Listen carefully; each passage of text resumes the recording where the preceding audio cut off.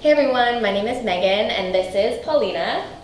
And we're here representing the SAG Collective on Rethink's channel. And today we would like to talk about how you can be an ally to someone with mental illness.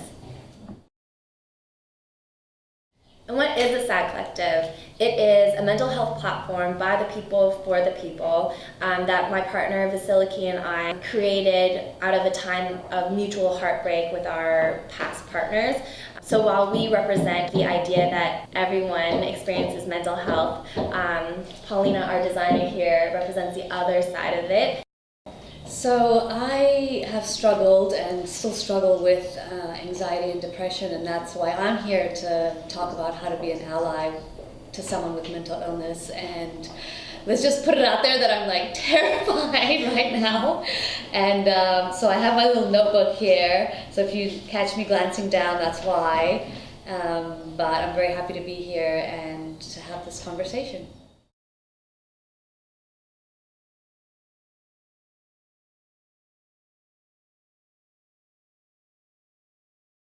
So keep watching while we give you a few tools and tips to be an ally to someone with mental illness. A lot of people don't even realize how many people suffer from not only illness but just daily mental health issues. I mean, they put that number at 1 out of 4, so that's 25% of us. So that's a big number. So I think it's, like you said, it's really, really important to educate yourself. And it's also an ongoing process, because each person experiences mental illness differently. Even though they have the same disorder and they have the same set of symptoms, let's say, they experience those symptoms differently. By educating yourself and understanding better that everyone's going through their own thing and it's all so different, I think that's how you become so much more empathetic and understanding, and you don't brush it aside and say, oh, they'll sleep it off, or you know, the sun is shining, just smile. There's so much more going underneath the surface. Exactly. And it all starts with education. Totally. With education, you become way more empathetic, and basically that means respond to the person that you're trying to be an ally with the way you would want to be responded to. And I would say, in terms of encouragement, I'll give an example. Like, say you have a friend who has social anxiety disorder, and they cancel a social event at the last minute. You know, it's understandable to become angry, especially if they do it constantly. But if you could rather show encouragement in that and tell them, you know, just come for half an hour, that gives them sort of a safe space to come to the event and have an out. And 9 times out of 10, they'll probably end up staying longer because they'll be surrounded by friends and having fun. You know, and then on the flip side, show compassion if they're unable to do that. Yeah. Also. Every once in a while, make sure you check in on friends and family and just people that you care about, just to see how they're doing, even if it's casual, but also keep in mind particular moments of stress or anxiety that they might be going through. It could be the holidays, or it could be, you know, an important event in their life. It's just good to have you reach out. Yeah, and I would also add, you know, be aware of changes in behavior and appearance of friends and loved ones. Like if a friend who's been really, really social all of a sudden, you know, starts isolating and starts canceling plans, or has a dramatic weight loss or dramatic weight gain, check in on their mental health, because there might be something going on there. And when you do check in with your friends and family and you find that something is happening and you're not sure how you can help, ask how you can help. You know, and sometimes this can be even as simple as helping them make a decision about something. Depression and anxiety can sometimes make decision making very difficult. So helping them maybe draw up a list of pros and cons about the problem they're having can help them a lot.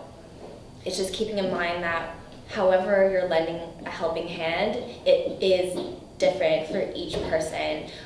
So that's one example, maybe specifically for depression and anxiety, but when you ask your friends and family, just listen, make sure you're listening to what it is that they need, or maybe you'll have to read between the lines a little bit, but that's another piece of advice. words matter, and being sensitive about the ones that you choose to use goes a long way.